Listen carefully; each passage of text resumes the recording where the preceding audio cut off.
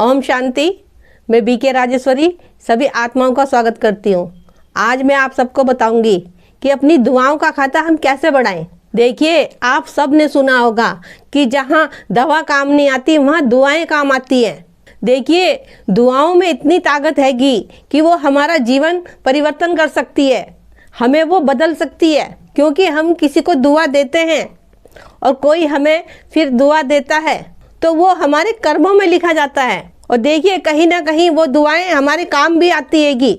लेकिन दुआएं देने के लिए बहुत बड़ा दिल चाहिए, क्योंकि आजकल तो दुनिया के अंदर मैंपन बहुत है, अहंकार बहुत है। किसी को देना तो छोड़ो, सबसे लेने के पीछे भाग रहे हैं। तो ऐसे में दुआएं देने के लिए भी बहुत बड़ा दिल चाहिए। और दूसरी बात यह है कि देखो, जब अपने अंदर प्रेम होगा, प्यार होगा, सबके प्रति हमारे अंदर प्रेम, प्यार, शुभ भावनाएं, शुभकामनाएं होंगी तो ही हम किसी को दुआ दे सकते हैं। देखिए, जब आप सामने वाली आत्मा को शुभकामनाएं, शुभ भावनाएं रखोगे, शुभ विचार रखोगे, भाई भाई की दृष्टि से देखोगे उन्हें और सबको आत्मा समझोगे, जब आप सबको दुआएं दे सकते हो, फिर वो तो दुआएं ऑटोमेटिक ही मिलेगी। लेकिन दुआएं देने के लिए अपने अंदर के अहंकार को भी तो ख़त्म करना है।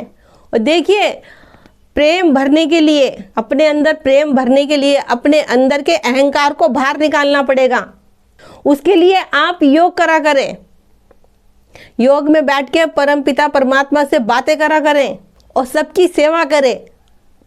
और देखिए, आप किसी की सेवा करें, वो भी बिल्कुल निस्वार्थ, उसमें कोई स्वार्थ नहीं होना चाहिए, निस्वार्थ सेवा होनी चाहिए। जब भी वो दुआएं कहो या किसी का आप कोई निस्वार्थ कोई काम कर रहे हो, कोई कार्य कर रहे हो, उसके लिए वो दुआएं लगेगी।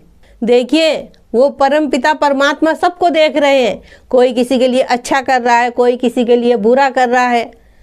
लेकिन जो भी इंसान कर रहा है वो अपने लिए कर रहा है, वो किसी और के लिए नहीं कर रहा है। अगर आप अच्छा कर रहे हो तो आप अपने लिए कर रहे हो, कोई किसी के लिए बुरा कर रहा है तो वो अपने लिए कर रहा है। तो इसलिए किसी को मत देखो, क्योंकि आपके कर्मों का फल आप ही को मिलेगा। तो इसलिए कहती हूँ कि किसी को भी मत देखो, एक बाबा को देखो, बाबा को रखो स्मृति में, बाबा का ज्ञान रखो अपनी स्मृति में, जो कि आपको अंदर से मजबूत भी बनाए और आपके अंदर प्रेम भरे और आपके अहंकार को ख़त्म करे।